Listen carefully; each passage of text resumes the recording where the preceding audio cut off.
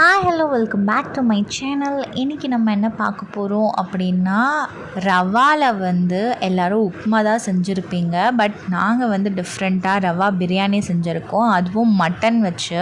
So அதை எப்படி பண்ணலாம் அப்படின்னு பார்க்கலாம். ரொம்பவே டேஸ்ட்டாக இருக்கும். ஸோ மட்டன் பீசஸாக இருந்துச்சுன்னா இந்த மாதிரி கொத்துக்கறி மாதிரி பண்ணிக்கோங்க. அப்படி இல்லை அப்படின்னா கொத்துக்கறியாகவே நீங்கள் வாங்குறீங்கனாலும் நீங்கள் வாங்கிக்கலாம். ஸோ அதை நல்லா அந்த மாதிரி மேஷ் பண்ணுற மாதிரி பண்ணிக்கோங்க. அப்போ தான் டேஸ்ட் நல்லாயிருக்கும். நீங்கள் பீசஸாக போட்டிங்கன்னா அவ்வளோ டேஸ்ட் இருக்காது. இதில் எலும்பெல்லாம் இருந்துச்சு அப்படின்னா அதெல்லாம் தனியாக எடுத்து வச்சுடுங்க. ஸோ இப்போ மட்டன் ரெடி ஆகிடுச்சு. நான் ஒரு 100 grams ஆஃப் வெறும் திக் மட்டன் எடுத்திருக்கேன். அதுக்கு நாகா சம்பா கோதுமை ரவை தான் நான் எடுத்திருக்கேன், ஒரு 1/2 kg. பட் ஆனால் இதை ஃபுல்லாகவே நம்ம போட மாட்டோம். உங்களுக்கு எவ்வளோ குவான்டிட்டி தேவையோ அந்த குவான்டிட்டி அளவுக்கு போட்டுக்கலாம். இதோட ரேட் பார்த்திங்கன்னா 93 சம்திங் வரும், 100க்குள்ளே வரும். இது கொஞ்சம் காஸ்ட்லியாக தான் இருக்கும். பிகாஸ் 1/2 kg உங்களுக்கு 90 above வரும். இப்போ இதை வச்சு தான் பண்ண போகிறோம். இது ரொம்ப ஹெல்த்துக்குமே ரொம்ப ரொம்ப ஹெல்த்தியான ஒரு இது. நம்ம சேம் பிரியாணி எப்படி செய்வோமோ அந்த மாதிரி தான், அந்த மெத்தடில் தான் செய்ய போகிறோம். ஸோ தேவையான அளவு ஆயில் போட்டுக்கிட்டு, ஆயில் ஒரு 50 ml இருந்து ஒரு 100 ml வரைக்கும் ஆயில். அதுக்கப்புறம் சாப்டு ஆனியன்ஸ் ஒரு 2 to 3 ஆனியன்ஸ் நான் எடுத்திருக்கேன். So depends on the size of the onion தான். அது போட்டுட்டு நல்லா வதக்க விட்டுருங்க. ஆனியனை நல்லா ஃபைனாக வதங்கணும். அப்போ தான் நம்மளுக்கு அந்த டேஸ்ட் சூப்பராக நல்லாயிருக்கும். இந்த டைமில் நம்ம ஜிஞ்சர் கார்லிக் பேஸ்ட் போட்டுக்கலாம். ஸோ ஜிஞ்சர் கார்லிக் பேஸ்ட் ஒரு 1 ஸ்பூன்லேருந்து 1.5 ஸ்பூன்ஸ் வரைக்கும் நான் ஜிஞ்சர் கார்லிக் பேஸ்ட் போட்டுக்கிட்டேன். ஸோ அதுவுமே நல்லா பச்சை வாசனை போகிற வரைக்கும் நல்லா வதக்கிக்கோங்க. இந்த மெத்தட் எல்லாமே சேம் டு சேம் பிரியாணி மாதிரி தான். என்ன நம்ம கோதுமை ரவை ஆட் பண்ணுறோம். இதில் நார்மல் ரவை ஆட் பண்ணாமல் நீங்கள் நார்மல் ரவையிலையும் நீங்கள் செய்யலாம்.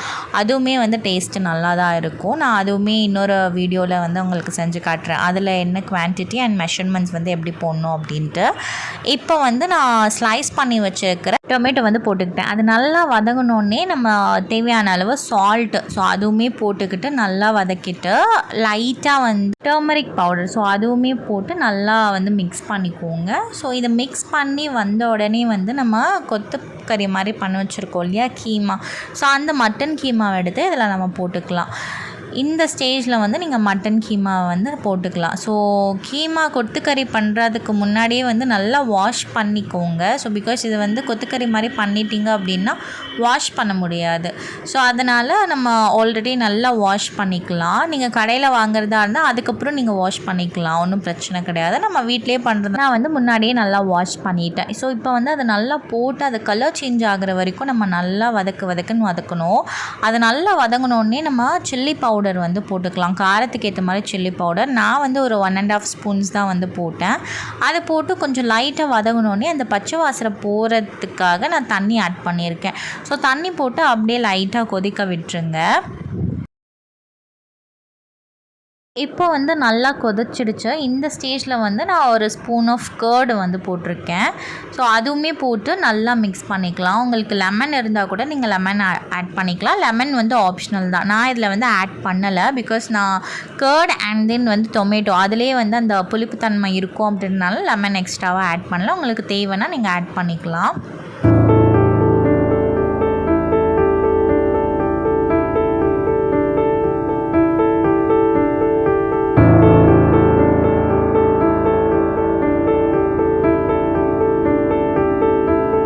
இப்போ இது நல்லாவே அந்த தண்ணி நம்ம போட்ட தண்ணி எல்லாமே நல்லா அப்சர்வ் ஆகிடுச்சு. ஸோ ஒரு திக்கான மசாலா மாதிரி ரெடி ஆகிட்ருக்கு.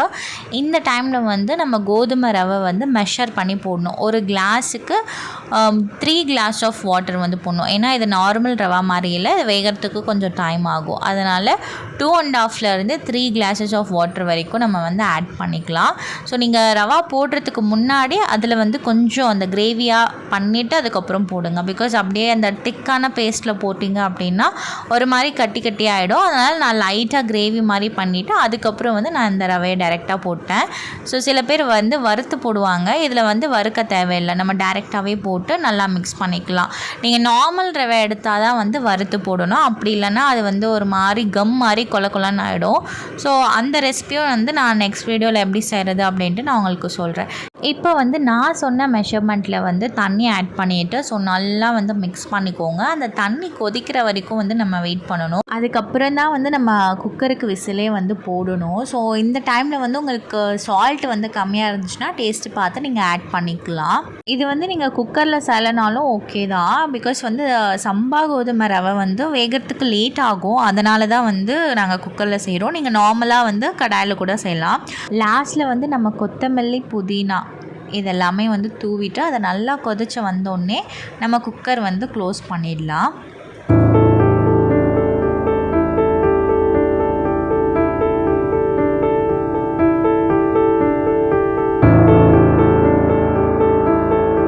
இப்போ வந்து லைட்டாக கொதி வந்துடுச்சு. ஸோ இந்த ஸ்டேஜில் வந்து ஒரு டைம் வந்து நல்லா மிக்ஸ் பண்ணிவிட்டு நம்ம வந்து குக்கர் லிட்டை வந்து க்ளோஸ் பண்ணிக்கலாம்.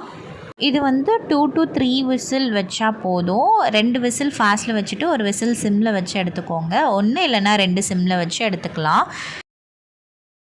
இப்போ நம்மளோட எம்மியான ரவா பிரியாணி ரெடி ஆகிடுச்சு. அதுவும் மட்டன் கீமா போட்டு. இது ஹெல்த்துக்கு ரொம்பவே நல்லது. கிட்ஸ் எல்லாருமே வந்து உப்புமா அப்படின்னாலே ஓடி போவாங்க. எங்களுக்குமே வந்து உப்புமா பிடிக்காது. ஸோ அதுக்கு ரீக்ரியேட் பண்ணுற மாதிரி தான் வந்து டிஃப்ரெண்ட்டாக ட்ரை பண்ணலாம் அப்படின்னு தான் வந்து இதை ட்ரை பண்ணியிருந்தோம். ரியலி சொல்கிறேங்க, மஸ்ட்டு ட்ரை. கிட்ஸுக்கெல்லாம் அது கொடுத்தீங்கன்னா இனிமேல் வந்து ரவாவில் உப்புமா செய்கிறதுக்கு பதிலாக ரவா பிரியாணி அப்படின்னு சொல்லுவாங்க. பிகாஸ் அவ்வளோ டேஸ்ட்டாக இருக்கும். இதில் வந்து நீங்கள் மட்டனுக்கு பதிலாக சிக்கனுமே ஆட் பண்ணிக்கலாம். அப்படி இல்லைன்னா வெஜிடேபிளுமே இதில் ஆட் பண்ணிக்கலாம். ரியலி வந்து பிரியாணி டேஸ்ட்லேயே இருக்கும். ட்ரஸ்ட் மீ, மஸ்ட் ட்ரை அப்படின்னே சொல்லுவேன். இது கூட வந்து ஆனியன் ரைத்தா அப்படி இல்லைன்னா வெறும் ஆனியன் வச்சு கூட சாப்பிட்லாம். உங்களுக்கு தேவை அப்படின்னா நீங்கள் பிக்கிள்ஸ் கூட ஆட் பண்ணிக்கலாம். இந்த வீடியோ உங்களுக்கு ரொம்பவே யூஸ்ஃபுல்லாக இருக்கும் அப்படின்னு நினைக்கிறேன். இந்த மாதிரி டிஷ் ஆல்ரெடி நீங்கள் வீட்டில் செஞ்சுருந்தீங்கன்னா மறக்காமல் கமெண்ட் பண்ணுங்கள் ரவை பிரியாணி அப்படின்ட்டு. இந்த வீடியோ உங்களுக்கு ரொம்பவே யூஸ்ஃபுல்லாக இருக்கும் அப்படின்னு நினைக்கிறேன். ஸோ மறக்காமல் சப்ஸ்கிரைப் பண்ணி வச்சுக்கோங்க ஃபார் மோர் வீடியோஸ். உங்களே இன்னொரு வீடியோவுடன் சீக்கிரமாக சந்திக்கிறேன். தேங்க்ஸ் ஃபார் வாட்சிங். பாய்.